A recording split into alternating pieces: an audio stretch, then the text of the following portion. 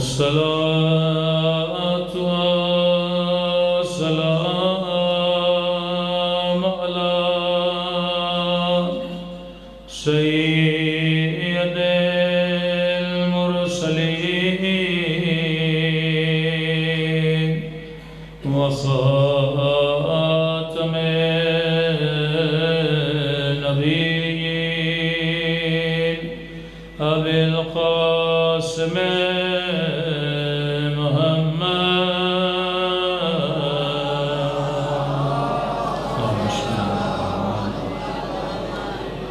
وعلى آله الطيبين الطاهرين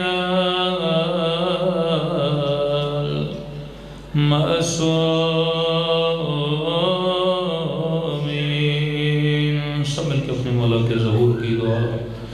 اللہم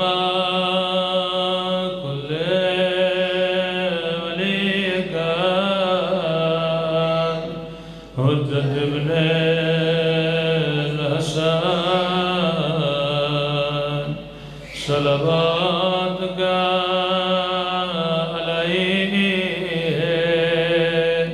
وعلی آبائہ فی هذه الساعة وفي كل وليا وحافظا وقائدا وناصرا ودليلا وعينا حتى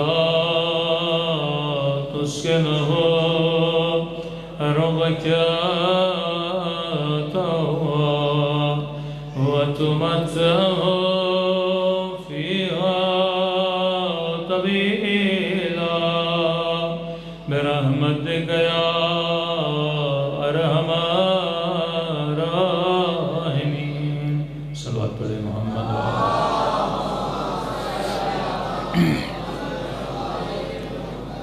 بسم اللہ الرحمن الرحیم.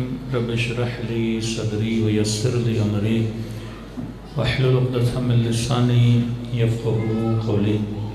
اما بعد فقد قال سبحانہ وتعالی فی محکم کتابہ بسم اللہ الرحمن الرحیم قل لا اسألکم علیہ اجرا الا المودۃ فی القربى. صلوات پڑھے محمد وعلی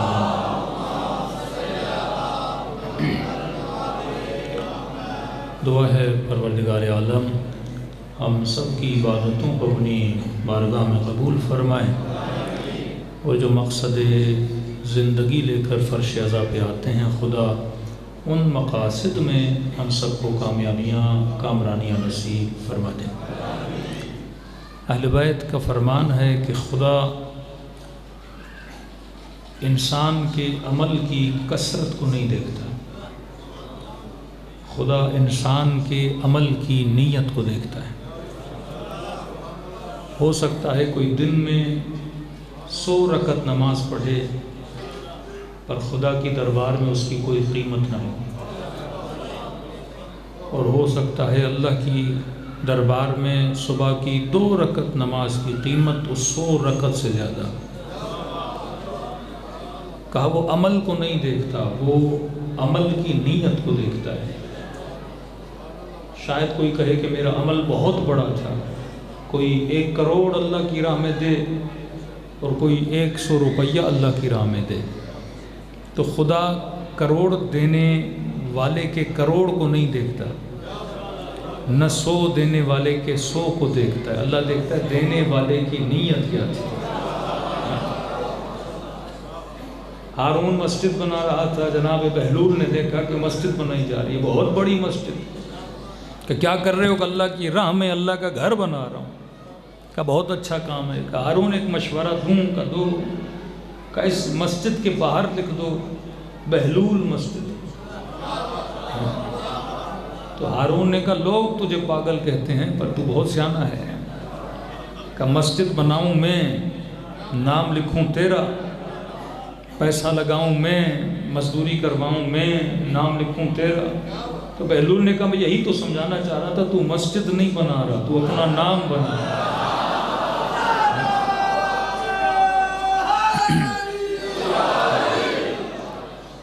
تو خدا یہ نہیں دیکھتا کس نے مسجد بنائی، کس نے امام باڑہ بنایا، کون کہاں گیا۔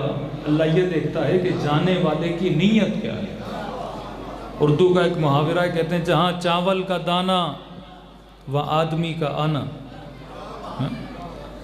جن شادیوں میں کھانا ہو تو لوگ بھی زیادہ، تو انسان کی فطرت ہے جہاں کھانا ہو تو انسان زیادہ جمع ہو جاتے ہیں۔ سیاسی جلسہ ہو پر کھانا نہ ہو، لوگ کیسے جمع ہو؟ تو اب اللہ یہ دیکھتا ہے کہ یہ آنے والا کس نیت سے آیا ہے۔ کیا یہ چاول کے دانے کے چکر میں آیا ہے؟ کیا یہ کسی کو خوش کرنے کے چکر میں آیا ہے، یا یہ رب کی خوشنودی کے لیے آیا ہے؟ لاکھوں سجدے کیے ہوں گے یزیدیوں نے، لیکن خدا اگر کسی سجدے کا خریدار تھا تو وہ حسین کا ایک سجدہ۔ لاکھوں ضربتیں لگی ہوں گی جنگوں میں، لیکن رب نے اگر کوئی ضربت خریدی تو وہ علی کی ضربت خریدی اور عبادت ثقلین بنا دیا۔ یہ فکر اہل بیت کے چاہنے والوں کو دی گئی اہل بیت نے کہ عمل کی کثرت کو نہ دیکھنا۔ خدا عمل کی کثرت کو نہیں دیکھتا، اللہ تیری نیت کو دیکھتا ہے۔ رسول گرامی قافلے سے واپس آ رہے تھے، اصحاب بھی ساتھ ہیں، تو کہتے ہیں کہ رسم تھی کہ جب قافلہ چلتا تھا تو میقات بناتے تھے، مطلب 50 کلومیٹر، 20 کلومیٹر، 10 کلومیٹر چلنے کے بعد فلاں جگہ پہ رکیں گے، کھانا پانی بندوبست کریں گے۔ سارا قافلہ رکا ایک نہر کے کنارے۔ کہتے ہیں جیسے رکا تو جتنے بھی اصحاب تھے وہ سارے اترے، کسی کے پاس گھوڑا تھا، کسی کے پاس اونٹ تھا، کسی کے پاس خچر تھا، تو سب نے اپنی سواریوں کو چھوڑا اور پانی کی طرف گئے۔ نبی کے ایک صحابی نے دیکھا کہ کسی کا اونٹ کہیں جا رہا ہے، کسی کا کہیں۔ اس نے کہا میں کار خیر کروں۔ اس نے کیلا لیا، زمین پہ لگایا، اور جس کی جو سواری تھی سب کی رسیاں کیلے کے ساتھ باندھی۔ آیا رسول کے خیمے میں، یا رسول اللہ آج میں نے بہت بڑا خیر کا کام کیا۔ کیا کیا یا رسول اللہ؟ لوگوں کی سواریاں ادھر ادھر نہ ہو جائیں، میں نے کیلے پہ ان کی سواریوں کی رسیاں باندھ دی۔ نبی نے فرمایا اللہ تجھے جزائے خیر دے، تو نے بہترین کام کیا ہے۔ کہتے ہیں کئی دنوں کے بعد یا مہینوں کے بعد پھر نبی کا گزر اس راستے سے ہوا۔ نبی کا ایک اور صحابی چلتے چلتے اس کا پاؤں اسی کیلے سے ٹکرایا، زخمی ہوا۔ اس نے کیا کیا کہ کیلا نکالا اور دور سمندر میں پھینک دیا۔ آیا رسول کے خیمے میں، یا رسول اللہ میں نے آج بہت بڑا کام کیا ہے۔ نبی نے کہا کیا کہ یا رسول اللہ ایک کیل تھی جس نے میرے پاؤں کو زخمی کیا، میں نے اکھاڑ کے پھینک دی تاکہ میرے بعد کوئی اور مسلمان زخمی نہ ہو۔ نبی نے فرمایا اللہ تجھے بھی جزائے خیر دے، کیل لگانے والے کو بھی جزائے خیر، کیل نکالنے والے کو بھی جزائے خیر۔ خدا نکالنا یا لگانا نہیں دیکھتا، اللہ بندے کی نیت کو دیکھتا ہے۔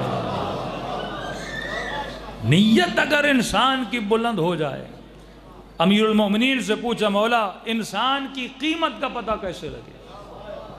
آج اتنے انسان یہاں بیٹھے ہیں اور آپ مختلف معاشروں میں انسانوں کو دیکھتے ہیں، تو سوال تو کیا جاتا ہوگا کہ واقعاً میری قیمت کیا ہے؟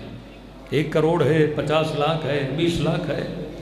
امیر المومنین سے پوچھا مولا ہم کسی کا اندازہ لگائیں کہ یہ بندہ کتنے کا ہے؟ اللہ نے آپ سب کو 2 آنکھیں دیے ہیں، ان آنکھوں سے ہر وہ چیز جو آپ کو نظر آتی ہے اس کی کوئی نہ کوئی قیمت ہے۔ یہ ٹشو کا ڈبہ اس کی بھی کوئی قیمت، یہ لاؤڈ اس کی بھی کوئی قیمت، یہ لباس اس کی بھی کوئی قیمت، یہ پنکھا اس کی بھی کوئی قیمت، یہ لکڑی، یہ اینٹیں، یہ پتھر، یہ بلب، ہر چیز کی قیمت ہے۔ اب بولو گے مولانا یہ 10,000 کا، یہ 5,000 کا۔ اب میں آپ سے پوچھوں کہ اس لاؤڈ کے درمیان، قالین کے درمیان مجھے ایک انسان بھی نظر آ رہا ہے، اس کی قیمت کیا ہے؟ کہا قیمت کا پتہ تب لگے جب خریدار کا پتہ لگے۔ لاؤڈ خریدے انسان، کپڑا خریدے انسان، اینٹ اور مٹی اور پنکھا خریدے انسان، سوال یہ ہے کہ تجھے کون خریدے گا؟ ٹشو کا خریدار انسان ہے، انسان کا خریدار کون ہے؟ فرمایا اس منڈی میں دو تیرے خریدار ہیں، یا تیرا خریدار حسین ہے یا تیرا خریدار یزید ہے۔ یزید کیا قیمت لگائے گا، مولا حسین کیا قیمت لگائیں گے؟ کہ آؤ کربلا کے میدان میں دیکھو کس کی قیمت کیا لگی۔ امیر المومنین سے پوچھا مولا انسان کی قیمت کربلا میں کیا قیمت لگی، وہ بعد میں آتا ہوں۔ پیارا جملہ مولا نے امام نے فرمایا قیمت امرئ ہمتہ، فرمایا انسانوں کی قیمت کا پتہ ان کی ہمتوں سے لگایا جاتا ہے۔ جس کی ہمت جتنی بلند اس کی قیمت اتنی بلند، جس کا ارادہ جتنا بلند اس کی قیمت اتنی بلند۔ اور میں قیمت کی بات کر رہا ہوں پاکستان میں، کیونکہ ہمارا ملک وہ ہے جہاں ہر چیز بکتی ہے۔ یہاں آدمی بھی بکے، یہاں ایمان بھی بکے، یہاں مفتی بھی بکے، یہاں مولوی بھی بکے، یہاں ایم پی اے بھی بکیں، یہاں ایم این اے بھی بکیں، یہاں سینیٹر بھی بکیں، یہاں وزیر بھی بکیں۔ آج بہت بڑی منڈی لگی ہوئی ہے اسلام آباد میں، دنیا کا واحد ملک ہے جہاں 20 کروڑ میں سینیٹر بکتے ہیں، 40 کروڑ میں ایم این اے بکتے ہیں۔ یہ شان ہے پاکستان کی، یہ ہر چیز بکتی ہے۔ اب مولا سے پوچھا مولا انسان کی قیمت، کہ انسان کی ہمت بتائے گی۔ اگر اس کی ہمت 20 کروڑ کی ہے تو کتنے میں خود کو بیچتا ہے، تو خود اس کا تعین کرتا ہے۔ تیری قیمت خدا نہیں لگاتا، تو خود اپنی قیمت لگاتا ہے کہ بتا تو کتنے میں بکنا چاہتا ہے۔ آؤ کربلا کے میدان میں ابن سعد بکا شہر رے کی حکومت کی قیمت میں، جس نے حبیب ابن مظاہر کا سر لیا تھا، کہتے ہیں وہ 400 درہم میں بکا تھا، کوئی بکا 1000 درہم میں۔ لیکن میں کہتا ہوں آؤ حبیب سے پوچھو، حبیب تیری قیمت کیا ہے، سعید تیری قیمت کیا ہے، جناب زہیر آپ کی قیمت کیا ہے؟ تو حبیب کا جواب ملا کہ میری قیمت بس اتنی ہے کہ حسین مسکرا دے، ایک مسکراہٹ امام حبیب کی قیمت ہے۔ اور آپ کہیں کہ مولانا کیسے حبیب کی قیمت مسکراہٹ ہے؟ میں نے کہا جب سعید کربلا کی زمین میں گرا اور حسین کی گود میں سر آیا، بس ایک جملہ کہا کہ مولا دنیا سے جا رہا ہوں، میرے ایک سوال کا جواب نہیں، الرضیت کہ آپ سعید سے راضی ہو گئے؟ مولا کے چہرے پہ مسکراہٹ آئی، فرمایا سعید میں بھی راضی، میری اماں زہرا بھی تجھ سے راضی۔ آج واقعاً جوان معاشرہ خاتون خود سے پوچھے کہ میں نے اپنی قیمت کیا لگائی ہے، کہ جتنی ہمت تیری بلند ہوگی اتنی قیمت تمہاری بلند ہوگی۔ لیکن علی فرماتے ہیں اے مومن، اے بندے خدا، عقل سے سوچو کہ تیری قیمت کیا ہونی چاہیے۔ میں مثال دے رہا ہوں، کوئی بولے مولانا پیسہ بری چیز نہیں، اگر کوئی مجھے 10 کروڑ دے رہا ہے تو میں کیوں نہ بکوں، اگر کوئی 40 کروڑ دے رہا ہے کیوں نہ بکوں، میں گھر خریدوں گا، گاڑی خریدوں گا، اچھا لائف اسٹینڈرڈ بناؤں گا، فقیری سے تو اچھا ہے، لوگ عزت کریں گے، آج پیسے کی عزت ہے۔ کہا ٹھیک ہے، کوئی کہے گا میری قیمت بڑا بنگلہ، کوئی کہے گا قیمت بڑی گاڑی، کوئی کہے گا قیمت کرسی، کوئی کہے گا قیمت اقتدار۔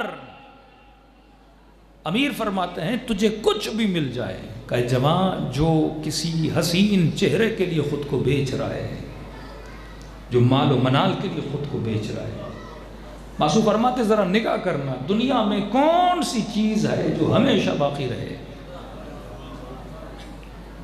چھوٹے چھوٹے بچوں کو، ماؤں بہنوں کے لیے، اپنی نسلوں کو سمجھانے کے لیے ایک کام کیا کرو، ایک سیب لو اپنے بچے کو دو۔ اب دو چیزیں ہیں، یا سیب کو کھاؤں یا سیب سے محبت کروں۔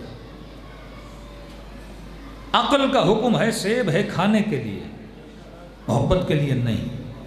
اب کوئی کہتا نہیں مجھے سیب سے عشق ہے، محبت کرنی ہے، ہم کہیں گے ٹھیک ہے محبت کرو بیٹا، ایسے کھاؤ نہیں۔ وہ سیب کو سنبھال کے الماڑی میں رکھے گا، ایک ہفتے کے بعد جب الماڑی کھولے گا اس سیب میں کیڑا لگ جائے گا۔ سیب میسج دے رہا ہے کہ میں کھانے کے لیے ہوں، عشق کرنے کے لیے نہیں۔ کیوں؟ کیونکہ میں فنا ہو جاؤں گا، اور مجھ سے عشق کرو گے، یہ عشق تجھے تباہ کر دے گا۔ روتے رہو گے، جس سے عشق کیا تھا وہ تو چلا گیا، جس سے محبت کی تھی وہ تو چلا گیا۔ کہ دنیا کا ایک حسین دکھاؤ جس کا حسن ہمیشہ کے لیے باقی رہے۔ چہرے پہ جھریاں آ جاتی ہیں، حسن کو بھی فنا، مال کو بھی فنا، بہترین عمارت بناؤ فنا۔ آج نئی 2024 کی گاڑی لے کر آئے، 10 سال کے بعد قیمت گر جاتی ہے، زنگ لگ جاتا ہے۔ تو فرمایا عقل سے سوچو، تجھے دنیا میں جو بھی ملے گا وہ آخر ختم ہو جائے گا، فنا ہو جائے گا، تو پھر تمہاری قیمت کیا ہوئی؟ فنا۔ اب عقل سے پوچھو، قیمت بقا چاہتے ہو یا فنا؟ جہاں جہاں نگاہ جاتی ہے ہر چیز نے ختم ہو جانا ہے۔ آؤ کربلا کے میدان میں حسین سے بڑا عقل مند امام نہیں ملے گا۔ مرنا تو انسان کو ویسے ہی تھا۔ اب علی اصغر 6 مہینے میں شہید ہو جائیں یا بڑے ہو کے 50 سال میں دنیا سے چلے جائیں، جانا تو ہے۔ اکبر 18 سال میں شہید ہو جائیں یا 50 سال کے بعد دنیا سے چلے جائیں، جانا تو ہے۔ سب نے کہا مرنا تو ہم نے ہے، لیکن بہترین موت وہ ہے جو فنا کے لیے نہ ہو، بقا کے لیے۔ آج کتنے ہیں جو یزید کو یاد کرتے ہیں اور کتنے ہیں جو امام حسین کو یاد کرتے ہیں؟ کہ اگر زندگی بقا کے لیے گزارو گے، میرا بھی وعدہ ہے میں تجھے بقا عطا کروں گا۔ آیت اللہ نراقی کا جملہ فرماتے ہیں دنیا کی کوئی ایسی لذت نہیں جس کی انتہا نجاست نہ ہو۔ کھانا کھاؤ گے انتہا نجاست، پانی پیو گے انتہا نجاست، لذت نکاح لو گے انتہا نجاست۔ فرمایا پھر اپنی عقلوں سے پوچھو ایسی چیز کے عاشق کیوں بنتے ہو جس کی انتہا نجاست ہے؟ ایسی چیز کے عاشق بنو جس کی ابتدا بھی نور ہو اور انتہا بھی نور ہو۔ یہ مکتب عقل مندوں کا مکتب ہے۔ تو فرمایا انسان کی ہمت جتنی بلند، ارادہ جتنا بلند، انسان کی قیمت اتنی بلند۔ کربلا کا فلسفہ یہی ہے کہ انسان دیکھو حسین نے کس کے ساتھ سودا کیا، معاملہ کیا، تجارت کی۔ حسین نے رب کے ساتھ تجارت کی، شمر نے یزید کے ساتھ تجارت کی۔ اگر 5 منٹ کے لیے سوچتا تو یزید کو بھی فنا تھی۔ دنیا کا ایک حاکم بتاؤ جو ہمیشہ حکومتوں میں رہا، دنیا کا ایک امیر بتاؤ جو ہمیشہ امیر رہا۔ امیر المومنین فرماتے ہیں کہ جب انسان دنیا سے چلا جاتا ہے تو خدا اس کے مال کو، اس کی اولاد کو جسم دیتا ہے۔ وقت سکرات اس کا مال ایک جسم کی صورت میں اس کے سامنے آئے گا، اس کی اولاد جسم کی صورت میں اس کے سامنے آئے گی۔ کہتے ہیں مرنے والا 3 جسموں کو دیکھے گا۔ پہلے سے پوچھے گا تم کون ہو؟ آواز آئے گی میں تمہارا مال ہوں جس کے لیے پسینہ بہایا، دن رات کر دی تم نے اس پیسے کے لیے، میں وہ ہوں۔ تو کہے گا اے مال یہ بتا کہاں تک میرے ساتھ چلو گے؟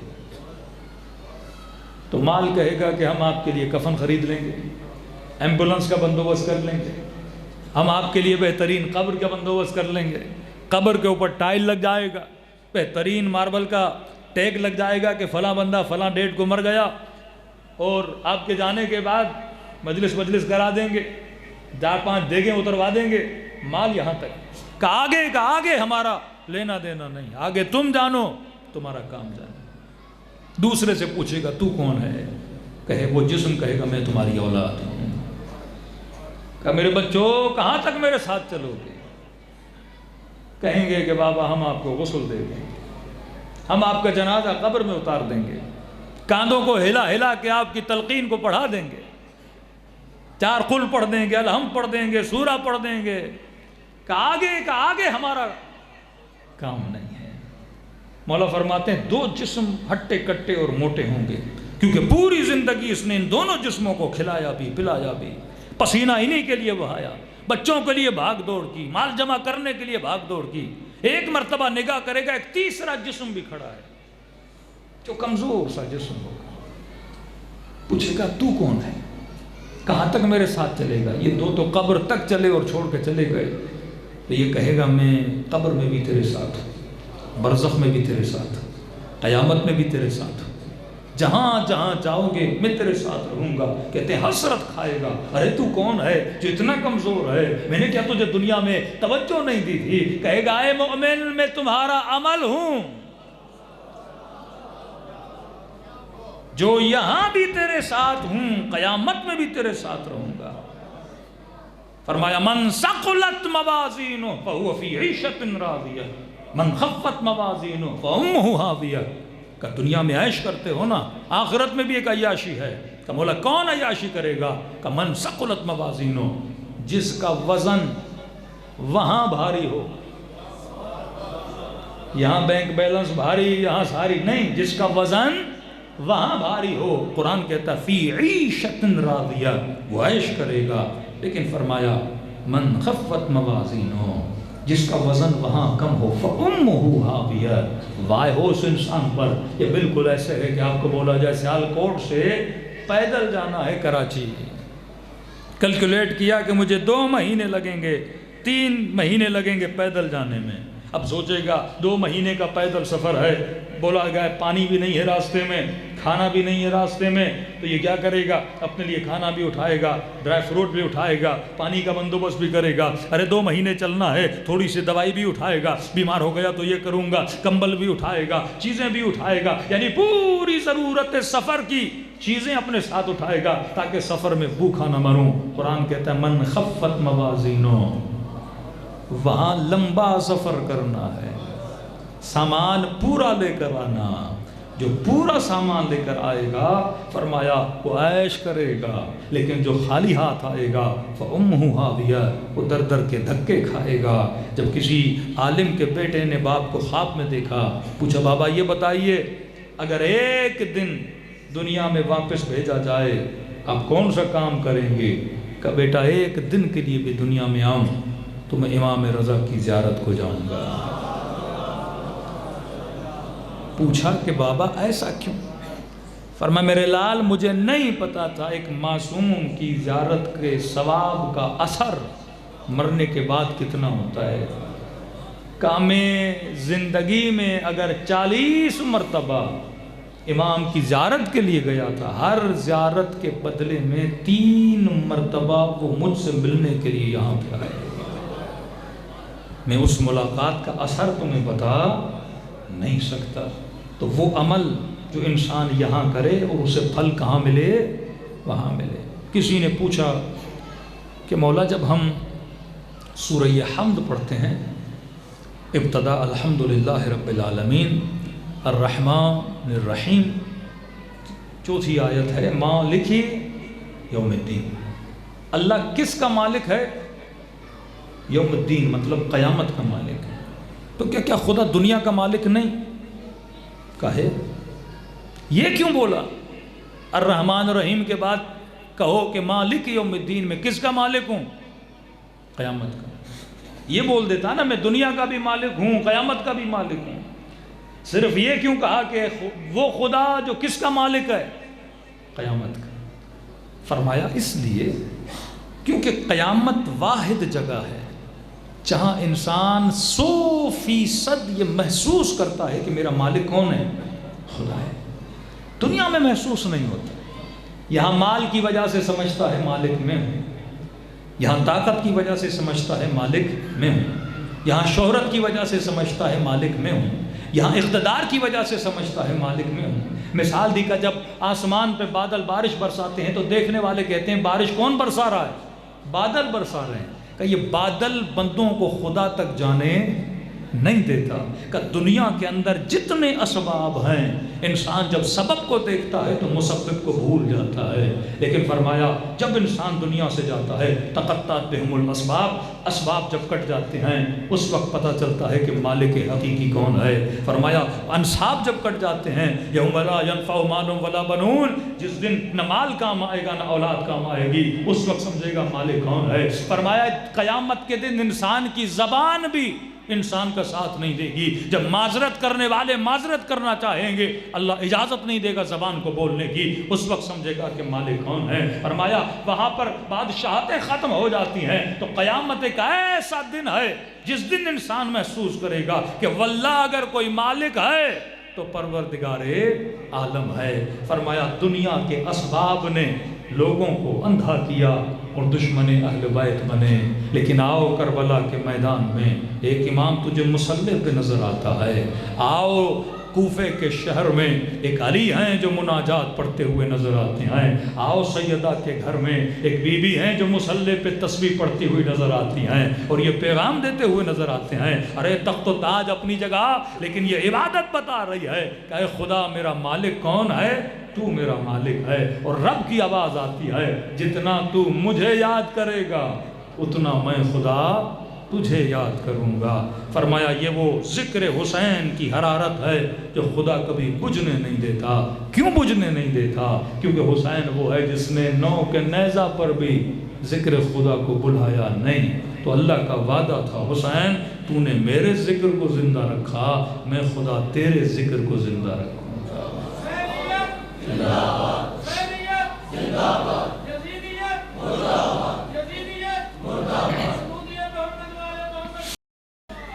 اللہم صلی علی محمد محمد وعجل فرجہم۔ زندگی لگا دی آل رسول نے۔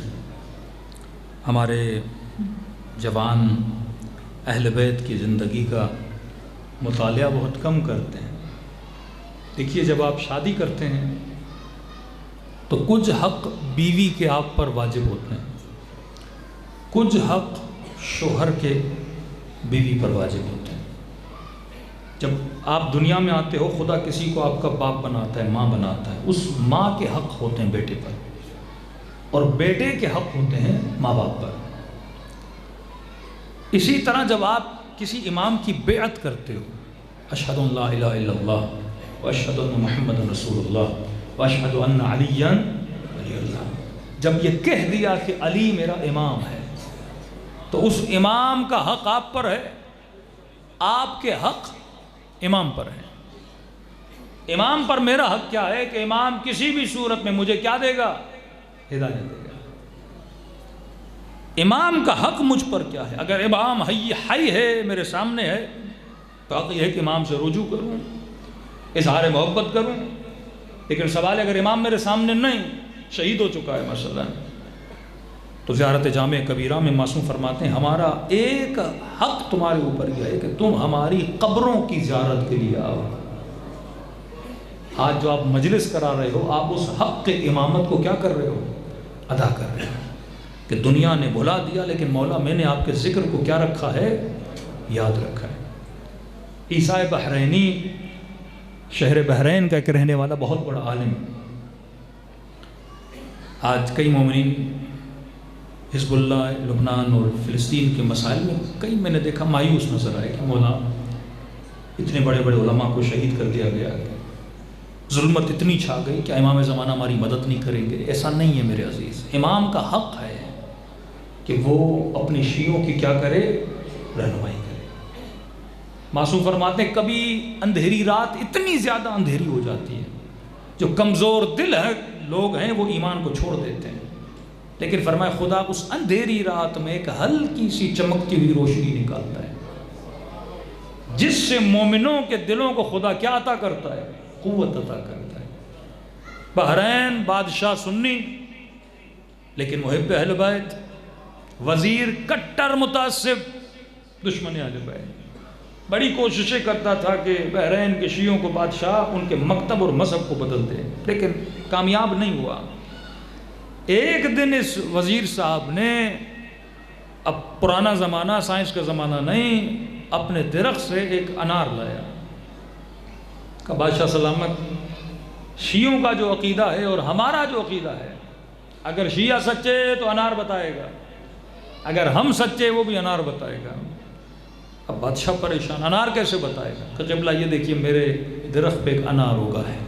بادشاہ نے انار دیکھا، انار پہ کچھ لکھا ہوا تھا، ایسا نہیں پین سے، نہیں، قدرتی طور پر انار پہ کچھ لکھا تھا، اشہد ان لا الہ الا اللہ اشہد ان محمد رسول اللہ۔ اور جتنے مسلمانوں کے 4 خلفاء ہیں کہ اشہد ان پہلا، اشہد ان دوسرا، اشہد ان تیسرا اور اشہد ان چوتھے خلیفے کا نام، کہ بادشاہ سلامت اب یہ کتابی بات نہیں ہے، یہ اللہ کی طرف سے انار، انار پہ نام بادشاہ بھی پریشان ہوا کہ واقعاً یہ عقیدہ تو الہی عقیدہ ہے۔ شیعہ علماء کو بلایا، سارے علماء جمع ہو، کیا مسئلہ ہے؟ اب دیکھیے اگر اعتراض قرآن میں دلیل کے طور پہ کسی آیت سے دیا جائے، حدیث سے دیا جائے تو مولوی جواب دے، آیت کے مقابلے میں آیت، حدیث کے مقابلے میں حدیث، تاریخ کا حوالہ ہو تو یہاں سے بھی تاریخ، تو ایک کتاب دوسری کتاب، ایک حوالہ دوسرا حوالہ، تو بحث مناظرہ، بات کہیں نہ کہیں آ کے کسی نتیجے پہ آ جاتی ہے۔ عقلی بات ہو تو عقلانی دلیل ہو۔ شیعہ عالم جمع ہو گئے، بادشاہ نے کہا بھائی یہ اللہ کی طرف سے انار کے درخت پہ ایک انار اگا ہے اور اللہ نے صحیح عقیدہ انار پہ لکھ کے بھیجا ہے، اس کا جواب دو۔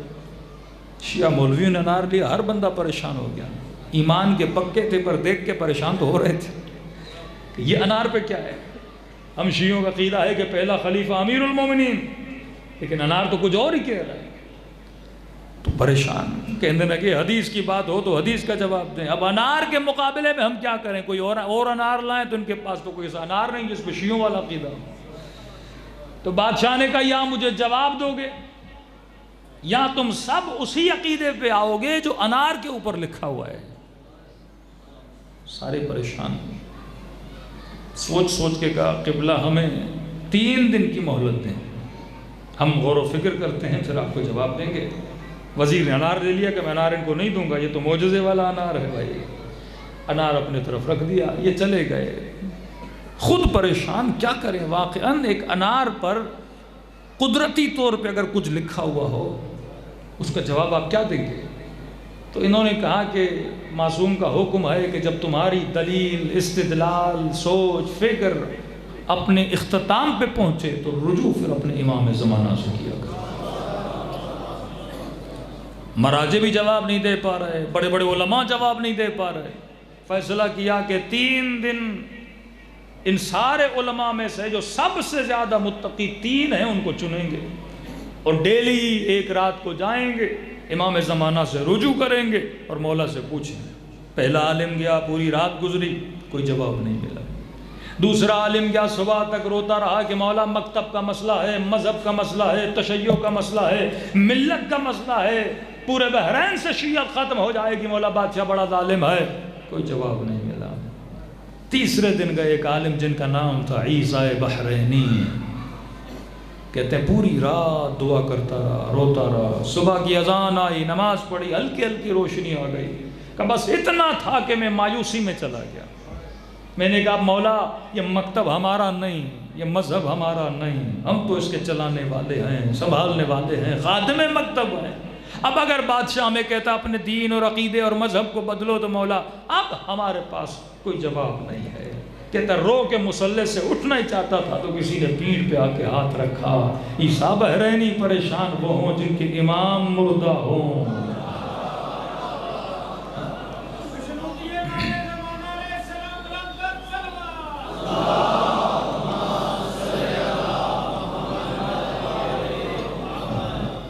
کہتے ہیں میں رو پڑا، امام کے قدموں کو پکڑ لیا، میں نے کہا مولا 3 دن ہماری جان نکل گئی، آنا تھا تو پہلے دن آ جاتے، دوسرے دن آ جاتے، مولا 3 دن ہمیں اتنا گڑ گڑانا پڑا، رونا پڑا، مولا آ جائے۔ امام نے مسکرا کر کہا کہ عیسیٰ بحرینی 3 دن کی مہلت بھی تم لوگوں نے مانگی تھی،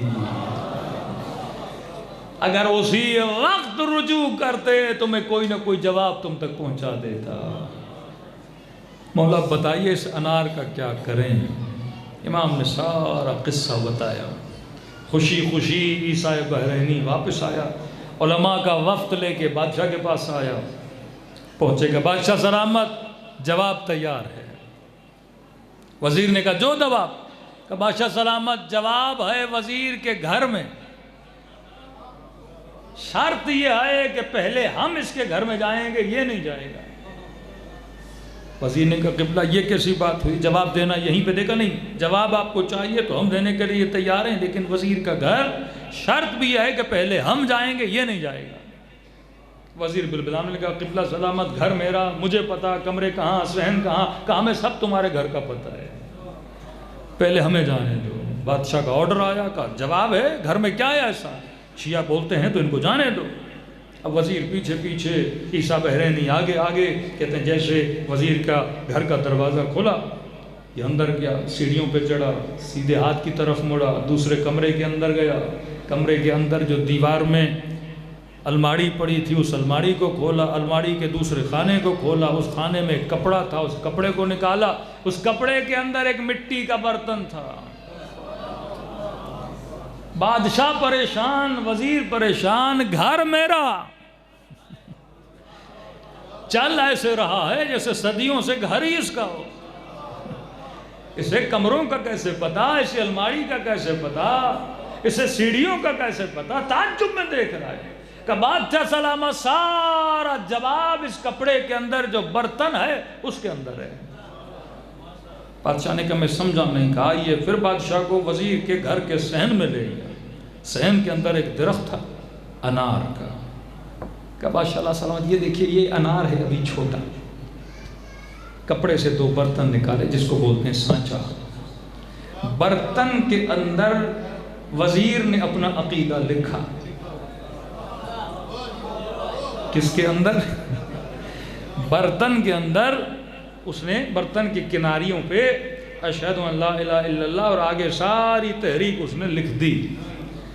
جب انار چھوٹا تھا تو اس نے دونوں برتن انار کے اوپر چڑھا دیے، کہ قبلہ جب انار بڑا ہوتا گیا تو وہ جو عبارت اندر تھی وہ انار کے اوپر انگلش میں بولتے ہیں ہیک ہو گئی، انار کے اوپر آ گئی، کہ یہ عقیدہ اللہ کا نہیں، یہ وزیر کا بنایا ہوا اور انار پہ چڑھایا ہوا۔ بادشاہ پریشان ہوا کہ یہ بات تو میں سمجھ گیا، لیکن یہ بتا تجھے کیسے پتا چلا کہ ہم وہ ہیں جن کا امام زندہ ہے؟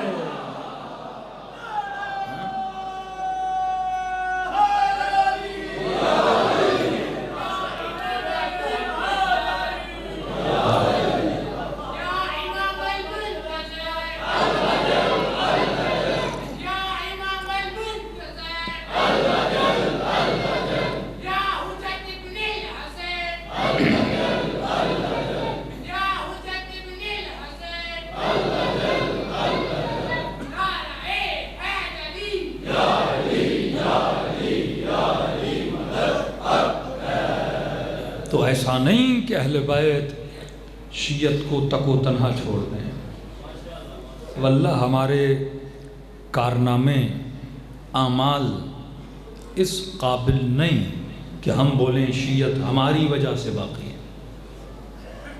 اگر فرزند زہرا کی دعا نہ ہوتی تشیع نہ ہوتی۔ آج استعمار، آج دنیا کی بڑی بڑی طاقتیں، امریکہ ہو، اسرائیل ہو، برٹن ہو، کس کے دشمن ہیں؟ تشیع کے۔ کون سا مکتب و مذہب ہے جس کے لیے بجٹ پاس کیا جائے، ملینز آف ڈالرز بجٹ پاس ہوتا ہے کہ شیعت کو ختم کیسے کیا جائے، شیعہ کو شیعہ سے لڑایا کیسے جائے، ان کے اندر تفرقہ کیسے پیدا کیا جائے، ان کی قوت کو ختم کیسے کیا جائے۔ کسی کے خلاف اتنا پروپیگنڈا نہیں ہوتا جتنا آپ کے خلاف ہوتا ہے۔ تو خدا کہتا ہے مکر اللہ اللہ خیر الماکرین، وہ تو اپنا زور لگا رہے ہیں، ہم دشمن کی باتوں میں بھی آ جاتے ہیں، لیکن اس کے باوجود آج پورے عالم اسلام میں اگر خدا نے کسی مکتب کو عزت دی ہے وہ کون ہے؟ شیعہ۔ آج اسلام کا سب سے بڑا دشمن، میں کہتا ہوں کل بھی یزید کے مقابلے میں اگر کوئی کھڑا ہوا تو حسین۔ رسول کے زمانے میں مرحبوں کے مقابلے میں کھڑے ہوئے تو علی ابن ابی طالب، اور آج بھی دنیا کی ظالم ترین ریاستوں کے مقابلے میں اگر کوئی کھڑا ہے تو علی ولی اللہ کا چاہنے والا کھڑا ہے۔ اس سے بڑی کوئی عزت ہوتی ہے؟ $2 بلین کا ایک ٹینک آتا تھا جو سعودی عرب کو دیا گیا جب یمن وار چل رہی تھی۔ جان کیری امریکہ کے وزیر خارجہ تھے، سعودی عرب کے وزیر خارجہ کو بلایا، کہا تم لوگوں کو شرم نہیں آتی؟ اتنے مہنگے ٹینک دیے ہم نے اور ہمیں پتہ لگ رہا ہے کہ یہ یمنی قد کے چھوٹے دبلے پتلے پھٹی ہوئی چپلیں، سوویت یونین زمانے کی کلیشنکوف، کہ یہ پھٹی ہوئی چپلوں والے آتے ہیں تم سے ٹینک چھین کے چلے جاتے ہیں، اسلحہ دیا، ٹینکیں دی، سب کچھ دیا، دیکھو ٹینک آپ لوگوں کو دے سکتے ہو، علی والی شجاعت تو نہیں دے سکتے۔ یہ بہادری کہاں سے دے گا کوئی مکتب؟ آج اگر فلسطین کے اہل سنت بھی اسرائیل کے مقابلے میں کھڑے ہیں، آئیڈیالوجی کہاں سے لے رہے ہیں؟ امام حسین سے نا۔ ہیہات من الذلہ کا نعرہ کس کا نعرہ ہے؟ اب عبداللہ حسین کا نعرہ ہے نا۔ وقت کے یزیدوں کے مقابلے میں کھڑا ہونا کس نے سکھایا؟ امام حسین نے سکھایا نا۔ مدینے میں اکابر اصحاب تھے، مفتی طارق مسعود سے پوچھا گیا نا، اتنے بڑے بڑے صحابی تھے کہ صرف حسین کیوں اٹھے یزید کے مقابلے میں؟ ایک حسین نظر آتے ہیں ہر زمانے میں، بنو عباس، بنو امیہ، ہر زمانے میں شہنشاہیت ایران و کون اٹھا؟ شیعہ اٹھے۔ آج کون ہے جو اسرائیل کے مقابلے میں کھڑا ہے؟ یہ فکر کون بانٹ رہا ہے؟ ان کو خوف ہے کہ یہ تشیع کی جو فکر ہے یزید کے مقابلے میں کھڑے ہونے کی، اگر یہ فکر پھیل گئی تو دنیا کی کسی بھی تخت پہ کوئی ظالم بیٹھ نہیں پائے گا اگر وہاں پہ حسینی فکر آ گئی تو۔ مسئلہ اس فکر سے ہے کہ یہ امام حسین کی آئیڈیالوجی تو امام حسین نے اپنی شہادت سے دی۔ آج یمن کا شیعہ اگر زیدی شیعہ ہے، 4 امامی شیعہ ہے، لیکن حسین کو تو مانتا ہے، تو جس نے حسین کو مان لیا اس نے فکر حسین کو بھی مان لیا نا۔ یہ فکر امام حسین ہے جو آپ کو کیا دے رہی ہے؟ عزت دے رہی ہے۔ موت کا خوف نہ ہونا، شجاع ہونا، نڈر ہونا۔ حجر ابن عدی کہتے ہیں مولا علی کے سر پہ ضربت لگی، مولا علی کمرے میں تھے، اصحاب امیر المؤمنین، مولا کا ایک چھوٹا سا کمرہ تھا، باہر ایک برآمدہ تھا، سارے اصحاب برآمدے میں بیٹھے تھے۔ مولا علی زخم کہہ رہے ہر صحابی کھڑا ہوتا تھا اور امیر المومنین کی شان میں قصیدے پڑھتا تھا، فضائل باری باری، کبھی قمر پڑھے، کبھی سلمان پڑھے، کبھی حجر پڑھے، کبھی زبیر پڑھے۔ کہہ رہے ہیں جب حجر نے علی کی شان میں قصیدے پڑھنا شروع کیے تو مولا علی کی آنکھ کھلی، کانوں پہ آواز ٹکرائی، کہا حسن یہ کون ہے؟ کہا بابا حجر ہے، آپ کے قصیدے پڑھ رہا ہے۔ کیسے؟ اندر بلا، اندر آیا، امام نے سرانے پہ بٹھایا، آنکھوں سے آنسو بہ رہے ہیں حجر کے، مولا آپ کے جانے کے بعد اس دنیا میں جینے کا مزہ نہیں رہے گا۔ امام نے کہا حجر مجھے ایک بات بتا، کھانا کھایا ہے؟ جی مولا۔ بچے گھر میں؟ جی مولا۔ کوئی خطرہ؟ نہیں مولا۔ کہا حجر علی تیرے سامنے ہے؟ کہا جی مولا۔ کہا پیٹ بھرا ہو، بچے صحیح سالم، علی کے سامنے علی کے قصیدے پڑھنا بڑا آسان ہے حجر۔ یہ بتا جب بچوں کی جان کو خطرہ ہوگا، بھوک اور پیاس ہوگی، سامنے تلواریں ہوں گی، اور اس وقت تجھے بولا جائے کہ علی کے قصیدے نہ پڑھ، کیا پڑھو گے؟ مولا کو دیکھا، رو کر کہا واللہ لو قطعت عربا عربا علی، مجھے قسم ہے خدا کی اگر تلوار سے ٹکڑے ٹکڑے بھی ہو جاؤں مولا پھر بھی آپ کے قصیدے پڑھوں۔ امام نے کہا قد صدقت، تو سچ کہہ رہا ہے۔ مولا شہید ہو گئے۔ شام کے سفر پہ حجر گیا، امیر شام کے سپاہیوں نے پکڑ لیا، ساتھ میں 2 بچے، بھائی بھی ہیں، فیملی بھی ساتھ ہے۔ کہا حجر علی کی شان میں گستاخی کر نہیں کروں گا۔ کھٹا کھودا، آگ جلائی، کہ زندہ جلائیں گے، کہ جلا دو، کہ تلواروں سے کاٹ دیں گے، کہ کاٹ دو، کہ بیٹوں کو مار دیں گے، کہ مار دو۔ پریشان ہو کے کہا حجر اتنا ڈرا رہے ہیں، ڈر کیوں نہیں رہے گا؟ جس سے تو ڈرا رہا ہے علی نے بستر پہ پہلے ہی بتا دیا تھا، اور میں نے تب وعدہ کیا تھا لو قطعت عربا عربا، اگر کٹ بھی جاؤں مولا آپ کی راہ، آپ کے راستے، آپ کے اصول کو نہیں چھوڑوں گا۔ کہتے ہیں حکم ملا کہ حجر کو قتل کر دیا جائے، آگے بڑے تلوار لے کر آئے، سر تن سے جدا کر دیں گے، کہا 1 منٹ ٹھہر جاؤ۔ ڈر گئے، کہا نہیں۔ کہا بیٹوں کو مارو گے؟ کہا ہاں، تیرے بعد تیرے بیٹوں کو ماریں گے۔ کہا ایک چھوٹی سی گزارش ہے، پہلے بیٹوں کو مارو۔ کہا تو کیسا قسی القلب باپ ہے؟ باپ کہتا ہے میں مر جاؤں بیٹوں کا مرنا نہ دیکھوں۔ تو کون ہے جو اپنی زندگی میں بیٹوں کا مرنا دیکھنا چاہتا ہے؟ کہ مسئلہ بیٹوں کی محبت کا نہیں، مسئلہ علی کی محبت کا ہے۔ کا کیا مطلب کا کہیں مجھے مرتا ہوا دیکھ کر ڈر نہ جائیں اور علی کو چھوڑ نہ دیں، پہلے انہیں جنت میں بھیجوں گا پھر میں علی سے ملنے جاؤں گا۔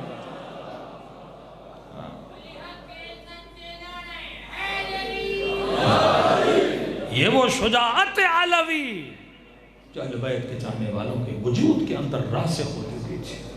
میرے عزیز، علی نام کا نام نہیں، علی شخصیت کا نام ہے، علی کردار کا نام ہے، علی ایک فکر کا نام ہے، علی ایک آئیڈیالوجی کا نام ہے۔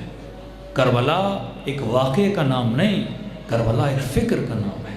جنہوں نے کربلا کو سمجھا ان کو شہادتیں بھی ایسی ملی کہ شہید حسن نصر اللہ جیسے لوگ، آپ تصور کریں 91 سے لے کے 2024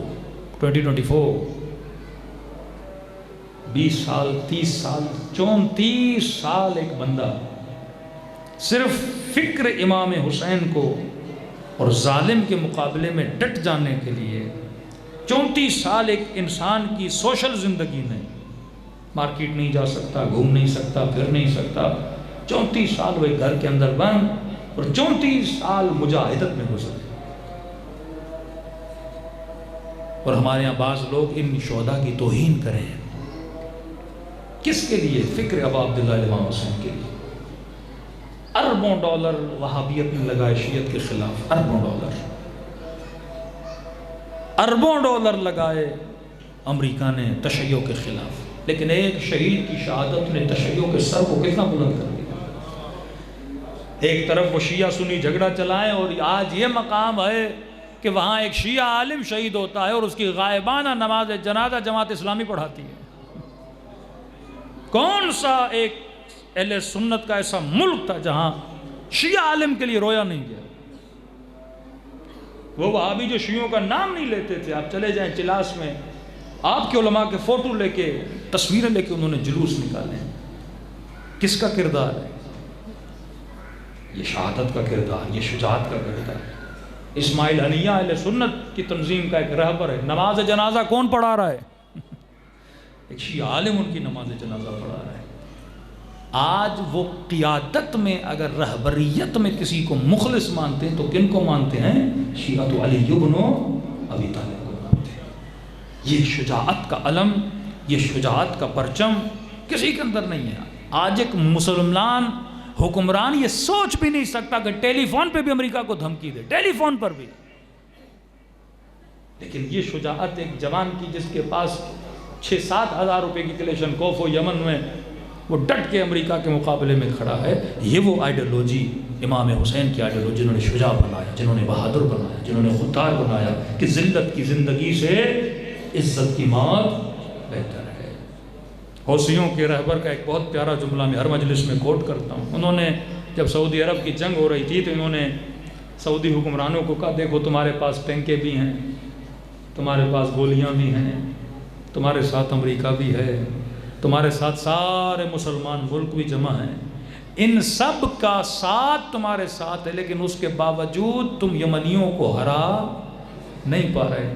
اور کہا کہ اس سے یہ ثابت ہوتا ہے تیرے پاس سب ہیں پر تیرے ساتھ خدا نہیں ہے۔ کربلا میں یزیدیوں کے پاس سب کچھ تھا، مال تھا، دولت تھی، گھوڑے تھے، سب کچھ تھا۔ پورا زور لگانے کے بعد بھی کہ یزید نے یہ سوچا کہ حسین کو کیسی جگہ پہ شہید کر دیا جائے جو بر و بیاباں ہوں، اور کل شہید ہو جائیں، قبر بن جائے، دنیا بھول جائے گی کون حسین، کہاں سے آیا حسین، کہاں شہید ہو گئے، کسی کو یاد نہیں ہوگا۔ اللہ کی بھی آواز آئی، یزید ایک پلاننگ تو نے کی ہے، ایک پلاننگ حسین کے خدا نے کی ہے۔ جس حسین کی قبر کو تو جنگل بنانا چاہتا تھا، میں نے اگر حسین کے مقتل کو مومن کے لیے جنت نہیں بنایا تو میں بھی تیرا خدا نہیں بنا۔ آج چلے جاؤ کربلا میں، 21 ملین لوگ اس سال اربعین میں امام حسین کو سلامی دینے کے لیے آئے۔ 5 ملین لوگ میرے خیال میں حج پہ گئے، 21 ملین لوگ حسین کے لیے آئے۔ دنیا، پوری دنیا میں 2 ہی جگہ ہیں جن کو دیکھنے کے لیے اتنے مسلمان جاتے ہیں، یہاں وہ اللہ کا گھر ہے، یا وہ حسین کا مزار ہے۔ پوری دنیا میں دو ہی شہر ہیں جہاں اتنے سجدے کیے جاتے ہیں، یا وہ مکہ ہے یا وہ کرب و بلا ہے۔ یہ دن بدن جو خدا آپ شیعوں کو عزت دے رہا ہے، یہ دلیل ہے کہ امام زمانہ کا ظہور بہت قریب ہے۔ چھاٹی ہو رہی ہے، مخلصوں کو جدا کیا جا رہا ہے، سادہ لوگ جو کسی کام کے نہیں، کھوٹا سکہ، وہ جدا ہو رہے ہیں۔ اب آپ کے اندر حکمت ہوگی تو واقعاً آپ امام کے کام آؤ گے۔ فرمایا نسلوں کو فکر امام حسین تو فکر، واللہ اگر تشیع میں یہ فکر نہیں رہے گی پھر کوئی فائدہ نہیں۔ قصیدے پڑھیں، ذکر اہل بیت کریں، گریہ کریں، لیکن فکر کے ساتھ، فکر نہیں تو خالی نام لینے کا کوئی فائدہ نہیں ہے۔ کہاں یا علی کہنا اور کہاں علی کے ساتھ رہنا۔ ایک سید بزرگوار کسی مسجد میں پیش امام تھے، مسجد کے مؤذن نے کہا کہ سید امام زمانہ کیوں نہیں آتے؟ ہم اتنے جلسے، جلوس، مجلسیں، نظر، نیاز، کس چیز کی کمی ہے؟ مولا کیوں نہیں آتے؟ اتنے شیعہ ہیں آج دنیا میں، فرزند زہرا کیوں نہیں آتے؟ جب اعتراض اس مؤذن نے بہت زیادہ بڑھایا تو اس خطیب نے کہا کہ دیکھیے چھٹے امام کی حدیث ہے، جب لوگ کہیں نا، کوئی شخص کہے کہ مولا کیوں نہیں آتے، تو فرمایا اسے کہنا تمہارے عمل کی وجہ سے۔ دیکھو ظہور دو طرح کے، ایک ظہور عام جو مولا کو سب دیکھیں گے، اس وقت کمال نہیں آپ بھی دیکھو گے، ایک ہے ظہور خاص کہ انسان اتنا نیک بن جائے کہ اسے خود امام زمانہ کی زیارت ہو جائے۔ مؤذن کو بڑا غصہ آیا کہ مولوی صاحب، سید صاحب، سارا الزام تم نے ہم پہ دے دیا، کہ اپنے آپ کو دیکھو، ہم گریہ کریں، ہم مجلس کریں، ہم نظر کریں، ہم نیاز کریں، ہم جلوس نکالیں، اب ہمیں بول رہے ہو کہ ہماری وجہ سے نہیں آتے۔ کہ آپ صحیح مولوی نہیں ہو، آج کے بعد مسجد میں نماز پڑھانے نہیں آنا۔ مسلح اٹھایا اور سینے پہ دے مارا کہ نکل جاؤ مسجد سے۔ چلے گئے۔ مولانا کہتے ہیں میں گھر چلا گیا، صبح کی اذان ہوئی، نماز پڑھی، صبح میرے گھر کے دروازے پہ کھٹکھٹائی، کون؟ ایک بندہ روئے جا رہا ہے، کون ہو بندہ خدا؟ مؤذن، کیوں رو رہے ہو، کیا ہوا ہے؟ کہ سید مجھے معاف کر دو، سید معاف کر دو، تو صحیح کہہ رہا تھا، ہوا کیا ہے؟ دروازہ کھولا، اندر بلایا کہ سید خواب دیکھا ہے، خواب نے مجھے جھنجھوڑ دیا ہے۔ کیا دیکھا ہے؟ کہ خواب میں مولا کا ظہور ہو گیا، جشن ہی جشن، جوک در جوک لوگ جا رہے ہیں امام زمانہ سے ملنے کے لیے۔ کہ میں بھی اس بھیڑ میں جمع ہوا اور گیا، بالآخر امام کی زیارت ہوئی، قدم بوسی کی، دست بوسی کی۔ ہر بندہ کہہ رہا تھا مولا میری دکان پہ آئیں، مولا میرے گھر پہ آئیں، مولا میرے شہر میں آئیں، مولا کب آئیں گے، سفرے لگائیں گے، آپ کی دعوتیں کریں گے۔ میں نے بھی کہا مولا میرے گھر پہ بھی آئیے، دل ہے مولا، تمنا ہے کہ ایک کھانا میرے گھر پہ ہو جائے۔ امام نے کہا انتظار کرنا، جب وقت ملے گا تو آئیں گے۔ کہتا اب خواب کے عالم میں دیکھتا ہوں، میں واپس آیا اپنے گھر میں بیٹھا ہوں، خواب میں ہی دیکھتا ہوں کہ ایک دن اپنے گھر کے صحن کے اندر ایک کرسی لگا کے میں بیٹھا ہوں، اچانک میرے گھر کے دروازے پہ دستک ہوتی ہے، جاتا ہوں، دروازہ کھولتا ہوں، کیا دیکھتا ہوں؟ فرزند زہرا دروازے پر ہے۔ خوشی کے عالم میں کہ مولا آپ میرے گھر میں تشریف لے آئے، جلدی سے امام کو اپنی کرسی پہ بٹھایا۔ مولا بھی اتفاق سے بیوی پڑوس میں گئی ہوئی ہیں، بیٹے بھی باہر ہیں، بس تھوڑی دیر آپ بیٹھیں گے، ابھی مولا کھانے کا بندوبست کرتا ہوں۔ امام نے کہا وہ دیکھ لیں گے۔ کہ ایک نگاہ مولا نے میرے گھر کو دیکھا، کہ مؤذن واہ بڑا گھر بنایا، بڑا سامان ہے تیرے گھر میں۔ کہ مؤذن یہ تو بتا تیری تنخواہ کتنی ہے؟ 50,000 تنخواہ ہو اور 50 لاکھ کی گاڑی کھڑی ہو تو دنیا تو سلام کرے گی کہ جناب بڑا مالدار ہے۔ مولا تو پوچھیں گے the accountability of اہل البیت۔ لوگ دشمن امیر المومنین کیوں بنے؟ علی حساب و کتاب لیتے تھے۔ کسی نے نہیں کہا کہ علی کی نماز نہیں پسند، علی کا خطبہ نہیں پسند، علی کی جنگ نہیں پسند، واہ واہ کرتے تھے، بخن بخن یا علی۔ لیکن جب مولا نے حساب و کتاب کیا، زبیر نے کہا علی حساب نہ کر. طلحہ نے کہا ہم سے نہ پوچھ کہ ہم نے دولت کیسے بنائی ہے، ہم نے مال کیسے بنایا. یہاں تک بول دیا کہ علی ابن ابی طالب آگے تیری حکومت میں اگر کوئی گڑبڑ ہو تو حساب بھی کرنا، سزا بھی دینا، لیکن پیچھے کیا ہوا یہ ہم سے نہیں پوچھو. کہ وہ امام کا حساب جو پچھلا حساب چھوڑ دے. میں نے کہا تھا مجھے حکومت میں نہیں لاؤ، علی کی عدالت تم سے برداشت نہیں. مؤذن تنخواہ کتنی ہے؟ بولا تھوڑی سی تنخواہ ہے. کہ تھوڑی سی تنخواہ میں اتنا پیسہ کہاں سے بنایا؟ کہتا مولا سے کیا جھوٹ بولتا. کہ مولا بس گناہ گار ہیں، خطا کار ہیں، ادھر ادھر جگاڑ. ہاں کبھی کہاں مولا. امام نے کہا حرام کی کمائی. مولا معافی چاہتے ہیں، جو آپ بولے. امام نے کہا جتنا حرام کا بنایا ہے اللہ کی راہ میں دے دے. میں نے کہا مولا جان قربان، مال کی کیا حیثیت، گاڑی بھی دوں گا، گھر بھی دوں گا، سب کچھ دوں گا، بس آپ راضی ہو جائیں. ٹھیک ہے. امام نے کہا مؤذن اپنی بیوی کو طلاق دے. چونک کیا مولا بیوی کو کیوں طلاق دے؟ گنہگار ہے کہ نہیں، صالح نہیں کہ نہیں، تارک الصلاۃ ہے کہ نہیں. مولا نماز پڑھتی ہے، نیک ہے، صالح ہے، میرے بچوں کو پالا ہے، بہترین ہے میرے لیے، محبت کرتے ہیں ایک دوسرے سے. مولا کیوں طلاق دو؟ کہا تیری بیوی اچھی ہے، لیکن دیکھو مؤذن تجھے علم نہیں تھا ایک بات کا، میں بتا رہا ہوں. مولا کیا؟ کہا جب تو پیدا ہوا تھا تمہاری ماں کے سینے میں دودھ خشک ہو گیا تھا. دودھ پلانے کے لیے تمہاری ماں نے پڑوس میں بھیجا تجھے. جس خاتون کا تو نے دودھ پیا تھا یہ اسی کی بچی ہے. جب تک علم نہیں تھا تو نکاح جائز تھا. اب میں تجھے بتا رہا ہوں تو حرام ہے، چھوڑ دے. کہتے بھاری دل کر کے میں نے کہا ٹھیک ہے چھوڑ دیا. کہتے آدھا گھنٹہ گزرا، باتیں کر رہے تھے، اتنے میں میرے چند بیٹوں میں سے جو میرا بڑا بیٹا تھا دوڑے دوڑے گھر کا دروازہ کھول کے اندر آیا. غیظ و غضب کی نگاہ سے امام نے میرے بیٹے ہو گیا. مؤذن یہ تیرا بیٹا ہے؟ کہ جی مولا. کا تجھے پتا ابھی کہاں سے آ رہا ہے، کون سا گناہ کر کے آ رہا ہے؟ یہ ابھی شراب بھی پی کر آیا ہے، زنا بھی کر کے آیا ہے. اے مؤذن میں تمہارے بیٹے پہ حد شرعی جاری کروں گا. کہا مال قربان کیا، بیوی کو چھوڑ دیا. اب جب بیٹوں کی باری آئی مجھے غصہ آ گیا. کہتا اچانک میں کرسی سے اٹھا، غصے میں کہا کہ کبھی کہتے ہو سامان دے دو، کبھی کہتے ہو مال چھوڑ دو، کبھی کہتے ہو بیوی چھوڑ دو، میرے بیٹے کو مار رہے ہو. میں نے کہا اب امام تو دور، آپ تو مجھے سید بھی نہیں لگتے.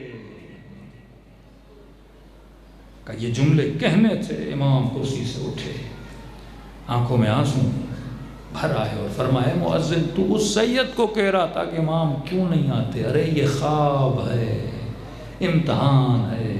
جب تو اپنے مولا پہ اپنا بیٹا قربان نہیں کر سکتا تو یہ کیسے کہہ سکتا کہ مولا کیوں نہیں آتے؟ کربلا قربانی کا نام ہے. وہ خدا جو حسین سے اکبر کی قربانی مانگے،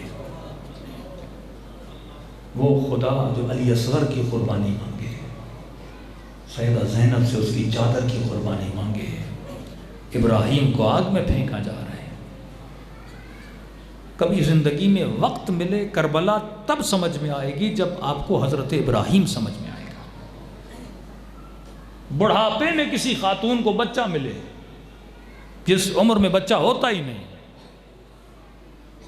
بڑھاپے میں جو بیٹا ہوتا ہے نا وہ باپ کو بڑا پیارا ہوتا ہے، اور پیدا ہوتی خدا کا ایسی جگہ پہ چھوڑ کے آؤ جہاں نہ پانی ہے نہ کھانا ہے. بی بی ہاجرہ کہتی میں آخر تک جب ابراہیم جا رہے تھے میں دیکھ رہی تھی ایک بار تو مڑ کے دیکھے گا. ابراہیم نے مڑ کے بھی نہیں دیکھا.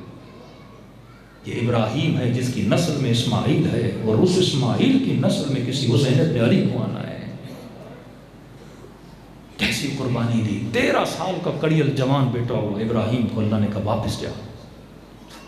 پہلی رات اپنے بیٹے سے ملے، اسی رات خواب میں دیکھا کہ اپنے بیٹے کو ذبح کر رہے ہیں.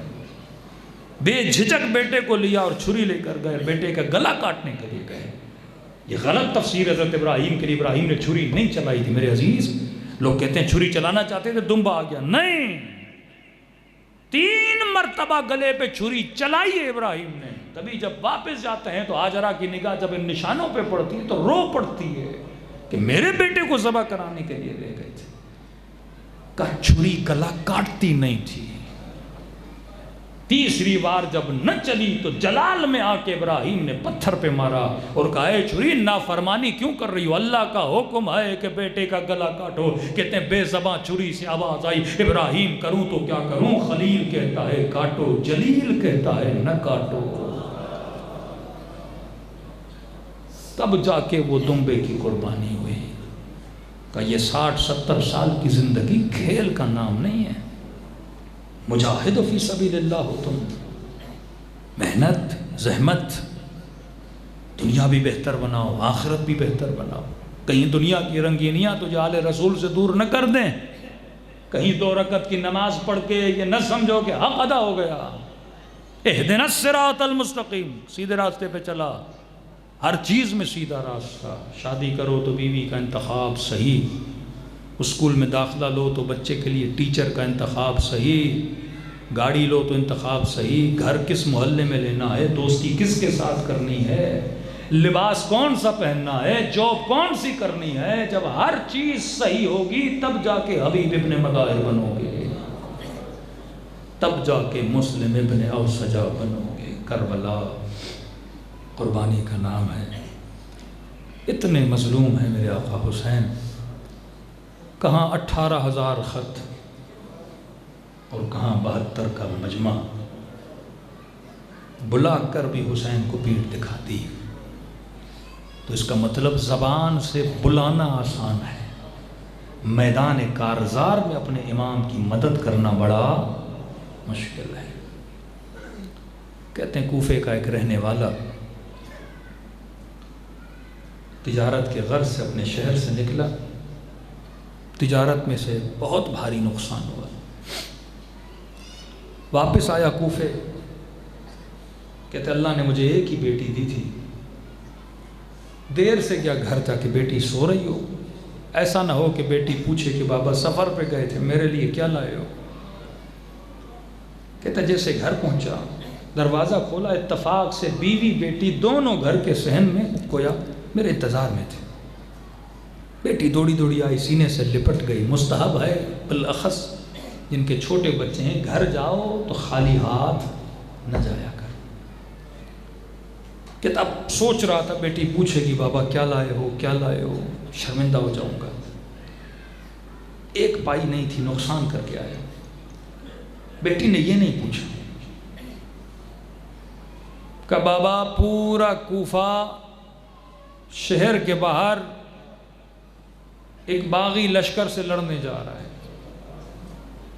بابا آپ گئے کہ نہیں؟ بیوی سے پوچھا کیا کہہ رہے ہیں؟ کہ شوہر کچھ لائے ہو، گھر میں فاقے پڑے ہوئے ہیں؟ کہ نہیں، نقصان ہوا ہے۔ کہ پھر جلدی کر، حاکم نے اعلان کیا جس کے پاس گھوڑا ہے تلوار ہے، تلوار کے وزن کے برابر سونا اور سکے دیے جائیں گے۔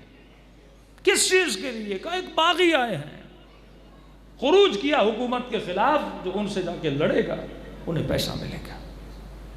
کہتے فقر و فاقہ تو پہلے سے تھا، نقصان اتنا لیا، جلدی جلدی ہاتھ منہ دھویا، 2 لقمے لیے، گھوڑے پہ سوار ہوا اور پوچھتے پوچھتے کربلا کی زمین پہ پہنچا۔ کہہ رہا یہ ظہر سے گزر گیا تھا وقت، جب پہنچا کربلا کی زمین پہ تو دیکھا لاشیں بکھرے ہوئے ہیں، خیمے سے بچوں کی چیخوں کی آوازیں آ رہی ہیں۔ اس بھیڑ میں نے دیکھا کہ ایک شخص ہے جو گھٹنوں کے بل کھڑا ہے اور لوگوں کے ہجوم نے اس کو گھیرا ہوا ہے، کہ جس کے ہاتھ میں نیزہ ہے وہ دور سے نیزہ پھینکتا ہے، جرت نہیں ہو رہی کوئی اس کے قریب جائے، تھوڑا سا ہلتا ہے تو بھاگ جاتے ہیں۔ جس کوئی تلوار لے کے کھڑا ہے، کوئی نیزہ، کوئی تیر دور سے مار رہا ہے، اور جسے کچھ بھی نہیں مل رہا وہ پتھر مار رہا ہے۔ کہہ رہے مارو اس باغی کو اور امیر کا انعام لو، جنت کماؤ، اس باغی کو مارو۔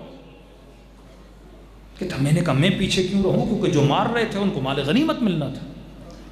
میں بھی گھوڑے سے اترا، دوڑا دوڑا بھیڑ کو توڑتا ہوا، ایک پتھر میں نے لیا اور آگے آگے کھڑا ہوا اور دور سے اس کو دیکھا اور میں نے پتھر مارنا چاہا۔ معصوم کہتے ہیں نا کوئی بھی کام کرنے سے پہلے 100 بار سوچا کرو۔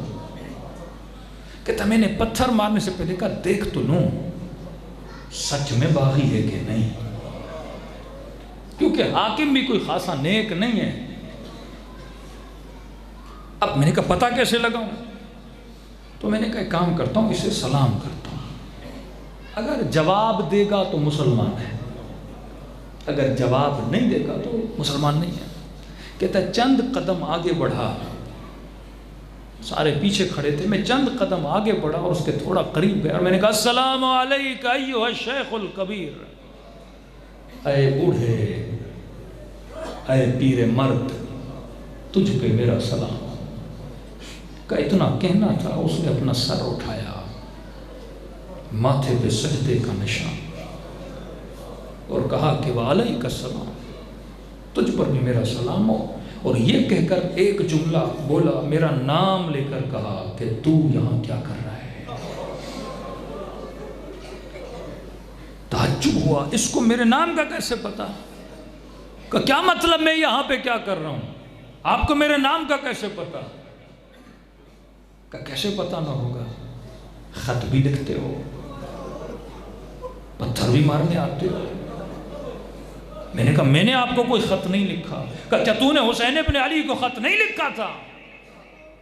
کہا آپ نے مولا کو لکھا تھا، اس کا آپ سے کیا جائے، کہا دیکھ بھی رہے ہو حسین کو پہچانتے نہیں ہو۔ علماء کہتے ہیں 1 منٹ کے لیے سوچو، پوری زندگی الاجل الاجل کہو اور امام زمانہ کی تمنا میں زندگی گزارو، اور ایک دن پتا چلے کہ جسے پتھر مار رہے ہو وہی تیرا امام ہے، تو وجود پہ کیا گزرے گی؟ کہتے ہیں ہاتھ سے پتھر گرا، وجود میں کب کپاہٹ طاری ہوئی، روتا ہوا مولا کے قدموں میں گرا، مولا واللہ مجھے نہیں پتا تھا، میں کل ہی تجارت سے واپس پلٹا ہوں، آپ کب آئے، یہ کیا ہوا؟ کہ تلوار کو نیام سے نکالا، میں نے کہا مولا جب تک میں زندہ ہوں آپ کے وجود پہ آنچ بھی آنے نہیں دوں گا۔ کہ اسی پیارے لہجے میں کہا نہیں، وقت گزر چکا، اب جتنا جلدی ہو سکے کربلا سے دور چلا جا۔ میں نے کہا مولا اس حال میں چھوڑ، کہاں حکم دے رہا ہوں، کربلا سے نکل جا، تمہارا نام شہداء میں نہیں ہے۔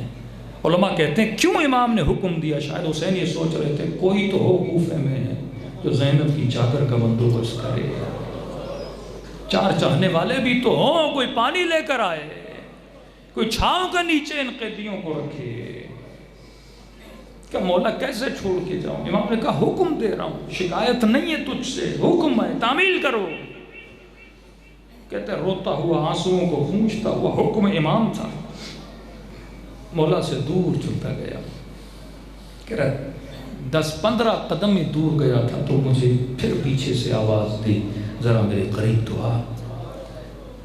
کہتا ہے دوڑا دوڑا گیا کہ شاید امام نے اذن جہاد دیا، مولا جان قربان کرو، کہ اس کے لیے نہیں بلایا، امام ہے، کریم ہے۔ کہ مولا کیوں بلایا ہے؟ کہ سن تو سفر پہ گیا تھا، تیری بیٹی نے کہا تھا بابا ایک انگوٹھی لانا،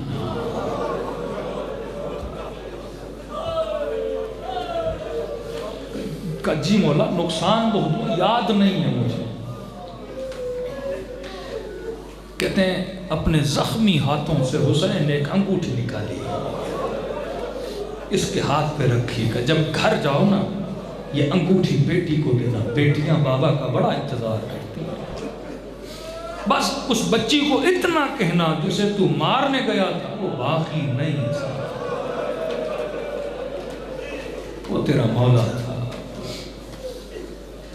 میرے چوتھے امام فرماتے جب مختار نے ان ظالموں کو جمع کیا نا، ایک ایک سے پوچھا بتا تو نے کون سا ظلم کیا، تو نے کون سا ظلم کیا؟ کوئی کہتا تھا میں نے گھوڑے دوڑائے، کوئی کہتا تھا میں نے کیا لوٹا۔ جب ایک لئیم سے پوچھا کہ بتا تو نے کیا کیا تھا، کہ مختار جب میں حسین کے بدن پہ پہنچا سوچ رہا تھا کیا لوٹوں،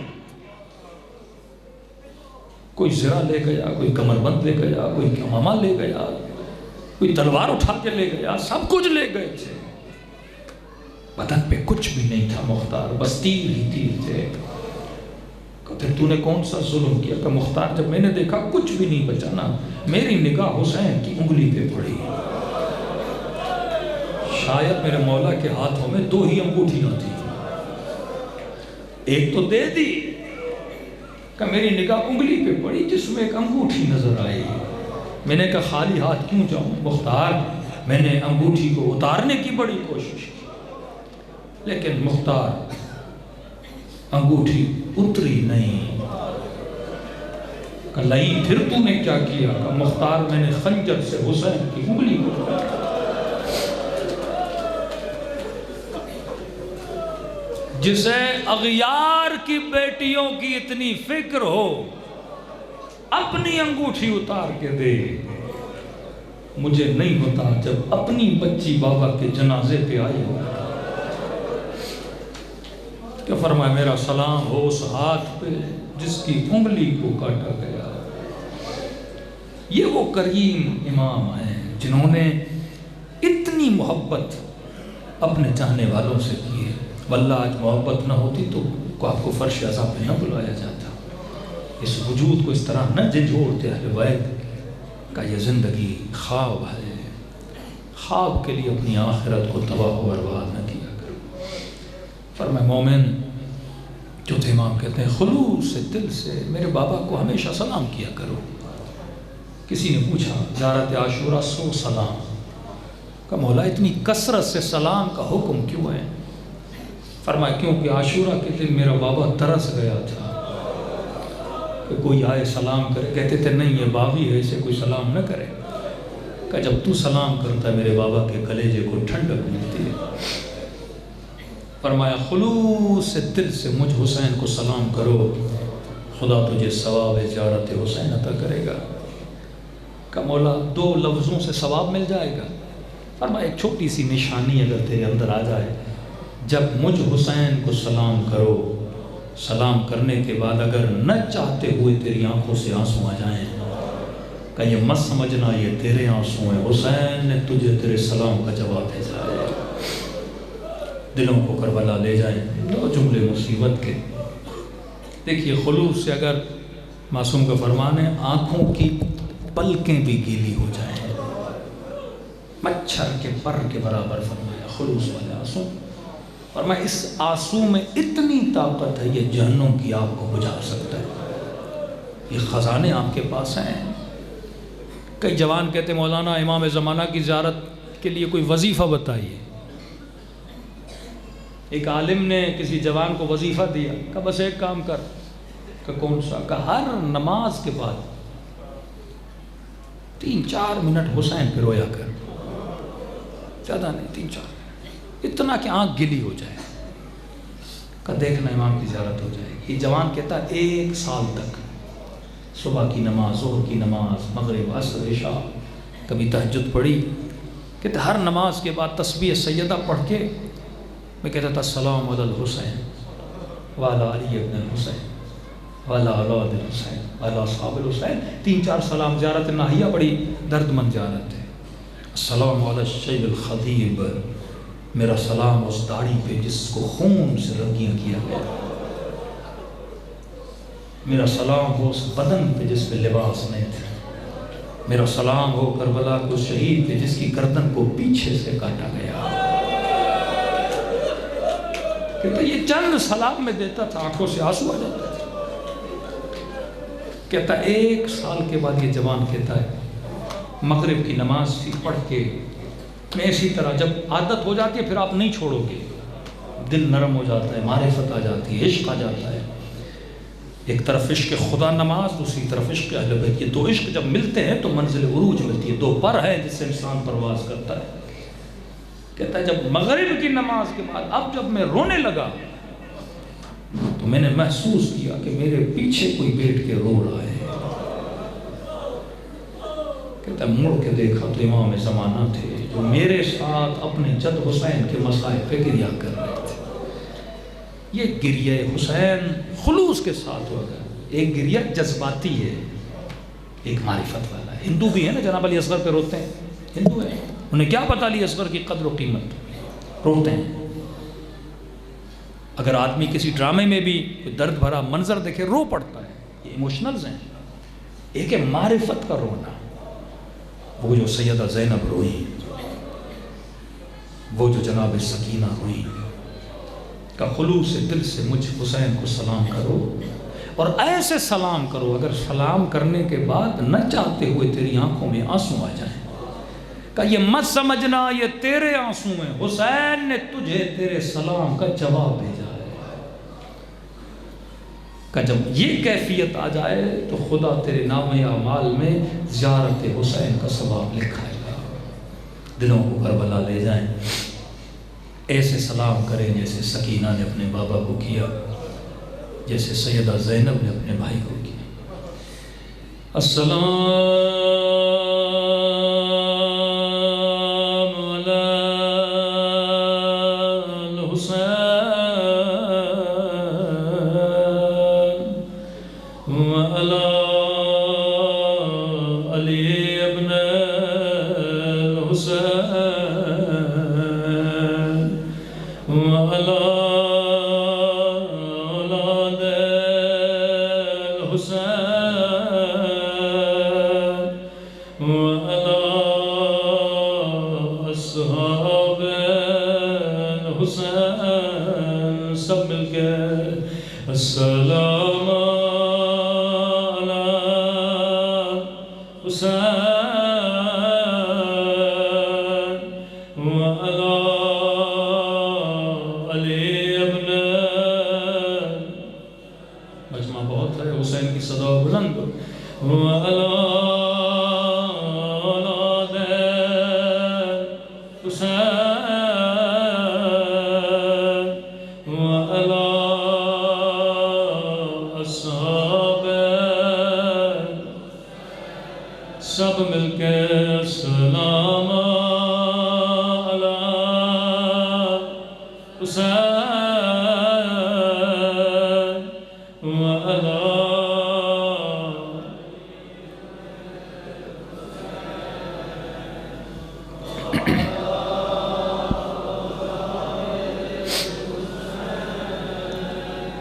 وعلی اصحاب. بلند آواز سے سلام علی وعلی علی ابن الحسین وعلی اولاد وعلی اصحاب. میرا سلام ہو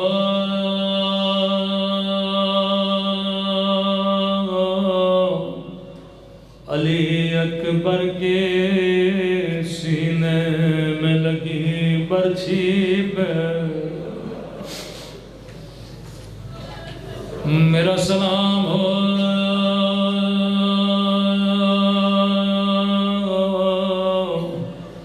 سکینہ کے زخمی کانوں پہ.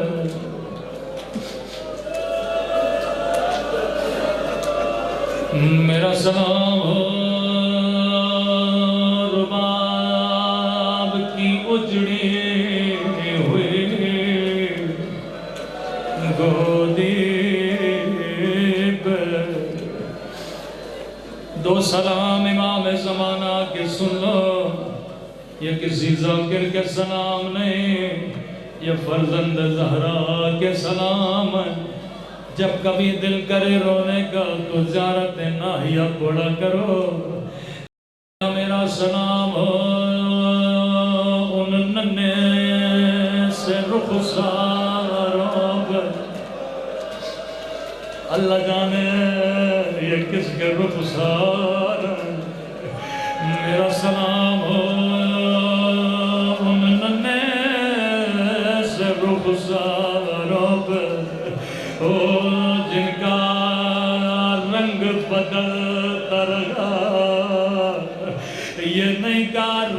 بدل گیا بلکہ بدلتا رہا. کبھی شمر کے تماچوں نے رنگ نیلا کیا, کبھی ظالم کے تماچوں نے رنگ سیاہ کیا. امام فرماتے شیعو تو سن کے روتا ہے, لیکن یہ منظر میں نے اپنی آنکھوں سے دیکھے. اگلا سلام اس سے بھی درد بھرا سلام ہے. فرمایا میرا سلام ہو ان خشک ہونٹوں پہ, ان پھٹے ہوئے ہونٹوں پہ. اللہ جانے یہ کس کے ہونٹ ہیں, کیا یہ علی اکبر کے ہونٹ ہیں یا یہ علی اصغر کے ہونٹ ہیں. جواب میرے مولا نے دیا, میرا سلام ہو ان خشک ہونٹوں پہ اور جن پہ ظالم چھڑی مار رہا تھا.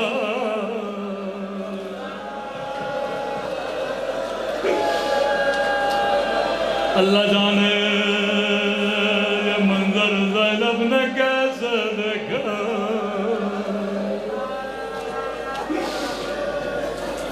میں ہمیشہ دعا کرتا ہوں خدا کسی بچی کو بچپن میں یتیم نہ بنائے, خدا کسی بچی کو بابا کا کٹا سر نہ دکھائے.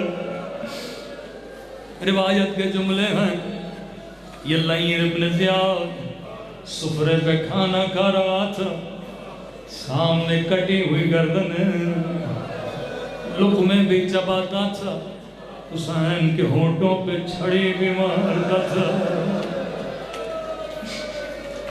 مولا فرماتے چھڑی نے اتنی تکلیف نہیں دی جس تشت میں میرے بابا کا سر تھا. لعیب نے اپنی بچی ہوئی شراب اسی تشت میں ڈالنا شروع کی. یہ منظر سکینہ دیکھ رہے تھے, رو کے کہنے لگی چھڑی نواز میرے 3 دن کا پیاسا بابا, او میرا غریب الوطن بابا.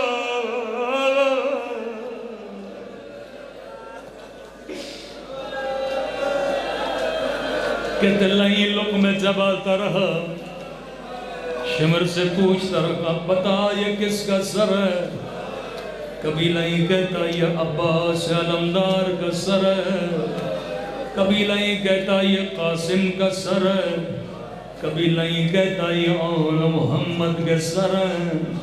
روایت کے جملے ہیں, لئی کی نگاہ ایک سر پہ جا کے رکی, اس نے کھانا کھانا چھوڑ دیا. کہنے لگا شیم بتا یہ کس کا سر ہے. کہ امیر یہ علی اکبر کا سر ہے, یہ حسین کے جوان بیٹے کا سر ہے. روایت کے جملے لائنے کا شیمر اگر مجھے پتا ہوتا ایسا حسین بیٹا ہے میں کبھی حکم نہ دیتا حسین کو قتل کیا جائے. کہ امیر ایسا کیوں کہہ رہے ہیں کہ جس کا ایسا حسین بیٹا ہو اسے مارنے کی ضرورت نہیں ہے. وہ اگر جیتے جیتے کٹی ہوئی گردن کو دیکھتا اس کی روح برباد کر جاتی. اللہ جانے زینب نے یہ منظر کیسے دیکھا, اللہ جانے زین العابدین نے یہ منظر کیسے دیکھا. تبھی روایت کے جملے راوی کہتا ہے میں نے مولا حسین کو عباس کے لاشے پہ آتا ہوا دیکھا, اصغر کا جنازہ اٹھاتے ہوئے دیکھا, لیکن کہتا جب اکبر کے لاشے پہ آئے کہتا میں حسین کو پہچان نہ سکا. سر کے بال سفید ہو گئے, ایسے چل رہے تھے جیسے چھوٹا بچہ اپنے گھٹنوں پہ چلتا ہے. یہاں کہنے لگے یا بنیا ادعونی، اے میرے لال تیرے بابا کو کچھ نظر نہیں آتا، اکبر مجھے آواز دو تاکہ تیری آواز کے سہارے تیرے بدن تک پہنچوں. میرے لال کوئی جواب بیٹا نہیں، اپنے بابا سے پوچھو. اکبر میری آنکھوں کی بینائی چلی گئی. کل جیسے علی اکبر کے جنازے پہ پہنچے کہ میرے لال زندگی گزر گئے، تو نے بابا سے کچھ بھی نہیں مانگا. کہ بابا بس ایک خواہش ہے، الحدید قد سقلنی والعطش قد قتلنی. بابا لوہے کی گرمی نے مجھے مار ڈالا، بابا شدت پیاس نے مجھے مار ڈالا. روایت کے جملے میرے مولا نے اپنی زبان کو علی اکبر کی زبان پہ رکھا. بچے نے زبان، بیٹے نے جلدی زبان باہر کی، رو کے کہنے لگے بابا تیری زبان تو مجھ سے بھی زیادہ خشک ہے.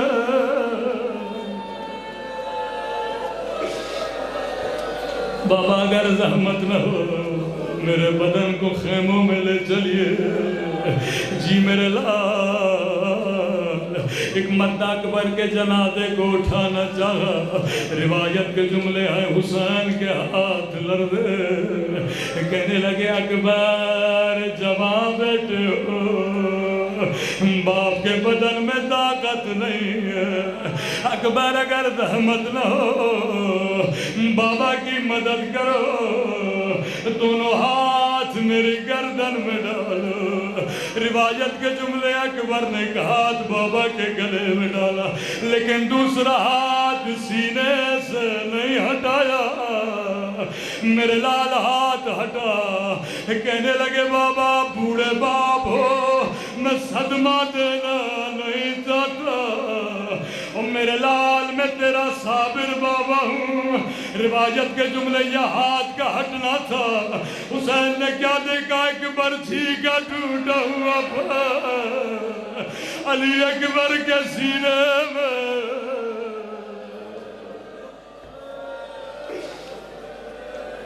جوان بیٹے کو کربلا کی زمین پر لٹا دیا،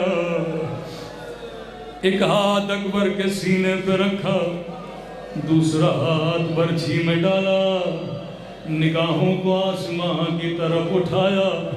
کہنے لگے نانا رسول خدا آپ بھی آئیے، دادا ابراہیم اسماعیل کو بھی لائیے.